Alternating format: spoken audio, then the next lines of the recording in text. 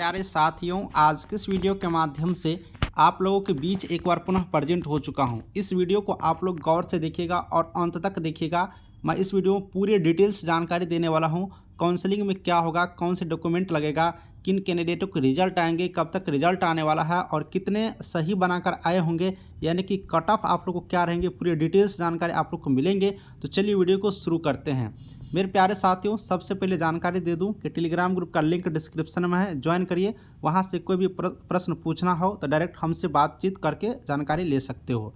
ये जो वैकेंसी है आप लोग को मालूम ही होगा, एनएचएम की तरफ से जारी किया गया है, नेशनल हेल्थ मिशन की तरफ से, और ये कॉन्ट्रेक्चुअल बेस्ड वैकेंसी है। अब इसमें जो बात करूंगा तो बहुत सारे पोस्ट निकाले गए हैं, लेकिन मैं बात करने के लिए आया हूं फार्मासिस्ट एलोपैथिक पोस्ट के लिए। तो अब फार्मासिस्ट के लिए मैं बात करूंगा तो इसमें अगर आप लोग बात करिएगा तो सबसे पहले इस चीज़ को समझिए, फिर कटअप समझने में आसानी होगा।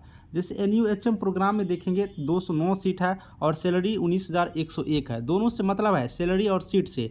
डीएचएस प्रोग्राम में फार्मासिस्ट का सिर्फ 46 सीट है और 18,000 सैलरी है। वहाँ पर 19,000 था, यहाँ पर 18,000 है।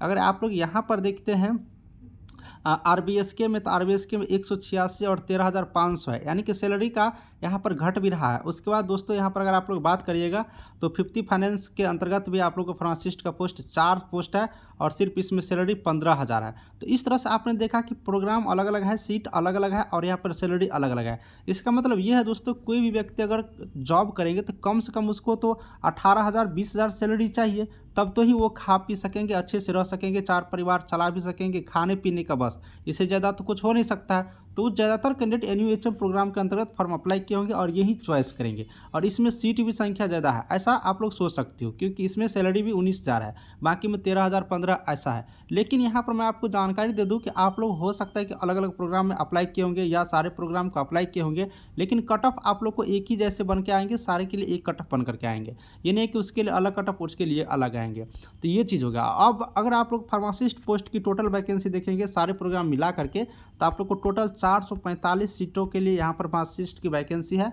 अलग अलग प्रोग्राम को देख लीजिएगा, सारे को ऐड करके 445 है। तो आप लोग अगर यहाँ पर काउंसलिंग के लिए बात करेंगे तो 445 में आप लोग 3 से गुना कर दीजिए, तिगुना कैंडिडेट को काउंसलिंग में बुलाए जाएंगे। तो कितना हो गया, 5 तिया 15, 4 तिरी 12, 1 13, 4 तिरी 12, 1 13, यानी कि अगर आप लोग यहाँ से बात करते हैं तो 1335 कैंडिडेट का ही सिर्फ रिजल्ट होगा और इतने कैंडिडेटों को ही काउंसलिंग में बुलाए जाएंगे। जितना रिजल्ट होगा उतने ही काउंसलिंग में बुलाएंगे। तो सिर्फ 1335 कैंडिडेट का ही रिजल्ट होगा, चाहे एप्लीकेशन अप्लाई कितना भी हुआ हो, एग्जामिनेशन में कितना ही बैठे हो, लेकिन इतना को ही यहाँ पर रिजल्ट होने वाला है और इतना को यहाँ पर काउंसलिंग में बुलाए जाएंगे। तो 1335 सीट को लेकर ही, 1335 कैंडिडेट को लेकर ही हम लोग यहाँ पर कट ऑफ के बारे में जानकारी प्राप्त करेंगे। ये चीज़ हो गया। टोटल नंबर ऑफ रिजल्ट की संख्या आपने देख लिया। उसके बाद यहाँ पर मैं बात करूँगा कुछ इंपॉर्टेंट पॉइंट जो आपको एडिशनल मार्क मिलेंगे। एडिशनल मार्क आप लोग को ये मिलने वाला है, जैसे कि 5 मार्क आप लोग को मिलेंगे अगर आप लोग 6 मंथ तक अगर आपने कोविड के टाइम में काम किए होंगे।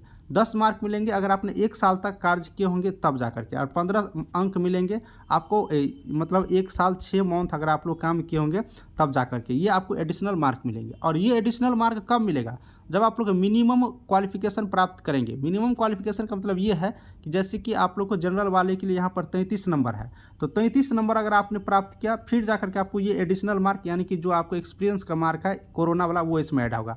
अगर आप लोग 33 से कम अंक लाते हैं तब ऐड नहीं होगा, उसमें एडिशनल का नियम ही ऐसा इसमें लिखा हुआ है। तो मिनिमम मार्क प्राप्त करने वाले कैंडिडेट को ही होगा। जो कैंडिडेट यहाँ पर सोचते होंगे मेरा 20 आ जाएगा, उसमें हम 15 जोड़ के 35 पूरा लेंगे, वो नहीं होगा। आपको ये क्वालिफिकेशन का जो मार्क यहाँ पर फिक्स किया गया है, ये क्वालिफिकेशन का मार्क मिनिमम वाला आप लोग को यहाँ पर कंप्लीट होना चाहिए तब जा करके। लेकिन हम जानते हैं कि जिन भी कैंडिडेट का रिजल्ट होगा वो तो मिनिमम क्वालिफिकेशन पास करेंगे ही, तभी जा करके हो सकता है। अगर आपके पास एक्सपीरियंस है तब तो और बल्ले बल्ले होने वाला है, ये मार्क पे आप लोग को जुटेंगे। ये चीज़ हो गया। अब यहाँ पर बात करिएगा कि काउंसलिंग में, तो काउंसलिंग में आप लोग को डॉक्यूमेंट लगेंगे। तो डॉक्यूमेंट वाला मैं एक स्पेशल वीडियो बना दूंगा, अगर आप लोग डिमांड करते हो तो। कुछ ही मतलब आज या कल तक बना दूंगा अगर आप लोग डिमांड करते हैं तो, नहीं तो आप लोग अगर जानते हैं तो अच्छी बात है। डॉक्यूमेंट में 10-12 डॉक्यूमेंट आप लोग को लगेगा, इसलिए मैं थोड़ा सा उसमें 7-8 मिनट का वीडियो बन सकता है, अच्छी तरीके से बताना होगा, इसलिए मैं बता रहा हूँ। तो ये चीज़ हो गया। अब आपने जानकारी प्राप्त कर लिया, एडिशनल मार्क कितना सीट है, कितना ये है, कितना काउंसलिंग में बुलाए जाएंगे। तो सारी चीज़ को समझने के बाद हम आपको कट ऑफ बता देते हैं, फिर आपको जो रिजल्ट का डेट का जो जानकारी प्राप्त हुआ है उस चीज़ के बारे में डिटेल्स जानकारी देंगे। तो यहाँ से अगर हम लोग कट ऑफ पर चलते हैं तो कट ऑफ ऑल कैटेगरी का हम दिखाएंगे। टोटल सीट 445 हो गया, तिगुना से कैंडिडेट गुना करेंगे तो 1300 यहाँ पर कितना हो जाता है, 1335 कैंडिडेट हो जाता है। काउंसलिंग के लिए, तो इतना कैंडिडेट काउंसलिंग को बुलाए जाएंगे। एक एक करके हम दिखा देते हैं। सबसे पहले मैं आपको दिखाऊंगा कि यहाँ पर जनरल कैटेगरी के लिए, तो जनरल कैटेगरी के जो भी मेरे प्यारे भाई बंधु सिस्टर आ रही हो, वो अगर 55 से 60 नंबर अगर आपके पास आ रहे हैं तो आप लोग यहाँ पर तैयार रहिए काउंसलिंग करवाने के लिए। आप लोग को काउंसलिंग यहाँ पर हो जाएंगे। उसके बाद बात करेंगे ईडब्ल्यूएस कैंडिडेट का, तो ईडब्ल्यूएस कैंडिडेट के जितने भी भाई बंधु हैं वो 38 से 42 नंबर होना चाहिए। चूँकि जनरल के बाद ईडब्ल्यूएस का जो होता है उसकी संख्या कम होते हैं, तो ईडब्ल्यूएस के कट ऑफ थोड़ा कम जाते हैं, तो 38 से 42 के बीच में हो सकते हैं। देखिए 2 नंबर प्लस माइनस करके रखिएगा, ये आगे पीछे होते रहता है, लेकिन इतना आप लोग के बीच में है तो आप लोग थोड़ा कन्फर्म रहिए।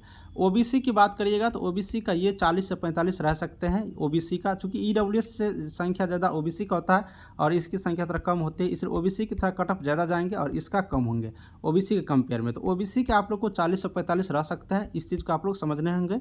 और इसमें भी मैं 2 नंबर आगे पीछे करके आप लोग ध्यान में रखिएगा।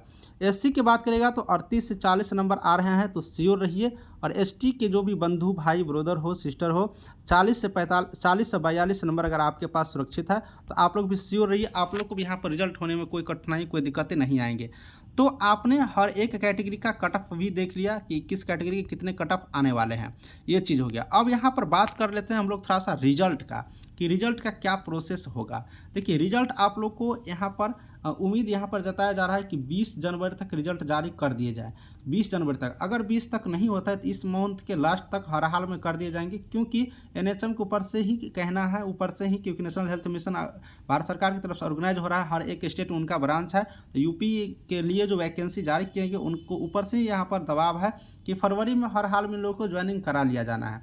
तो आप लोग को बहुत ही जल्दी सारे प्रोसेस देखने को मिलेंगे, बस बीच में कोई अड़चन नहीं आए। जैसे होता है कभी कभी क्या कि हाईकोर्ट में कोई किसी की वजह से, कोई कारण वजह से केस कर दिया, कुछ कर दिया, तो उसके वजह से थोड़ा रिजल्ट में डिले हो जाता है कभी कभी। तो जैसे यूपी SSC एएनएम का आपने देखे होंगे, तो इसी वजह बहुत सारे होता है। तो अगर ऐसा प्रोसेस नहीं होता तो आप लोग को परेशान नहीं होना है, आप लोग इस कट ऑफ के आसपास रहेंगे तो रिजल्ट आप लोग को देखने को मिल जाएंगे। काउंसलिंग भी बहुत जल्द होगा, क्योंकि ज़्यादा कैंडिडेट रहेंगे नहीं, और आप लोग के रिजल्ट प्रकाशित कर दिए जाएंगे। मेरिट लिस्ट बनेंगे, उसके बाद आप जो जिला चूज किए उस जिला के अकॉर्डिंग आप लोग को यहाँ जिला आवंटन कर दिए जाएंगे और आप लोग वहाँ पर जाकर के पोस्टिंग किए जाएंगे। तो उम्मीद करते हैं मेरे प्यारे भाई बंधु जितने भी हो सबको अगर यहाँ पर कंप्लीट डिटेल्स जानकारी मिल गए होंगे। अगर आपको डिटेल्स जानकारी नहीं मिला होगा तो आप लोग एक बार कमेंट कर दीजिएगा, या फिर टेलीग्राम ग्रुप में ऐड हुए हैं तो वहाँ से भी डायरेक्ट जानकारी पूछ सकते हो। चलिए इस वीडियो को अब हम लोग यहीं पर समाप्त करते हैं और आपको मिलेंगे नेक्स्ट वीडियो में। दोस्तों चैनल अच्छा लगा होगा ना तो सब्सक्राइब कर लीजिएगा। नेक्स्ट वीडियो आपके लिए बहुत ही जल्द लाते रहूँगा फार्मासिस्ट से रिलेटेड। Thank you.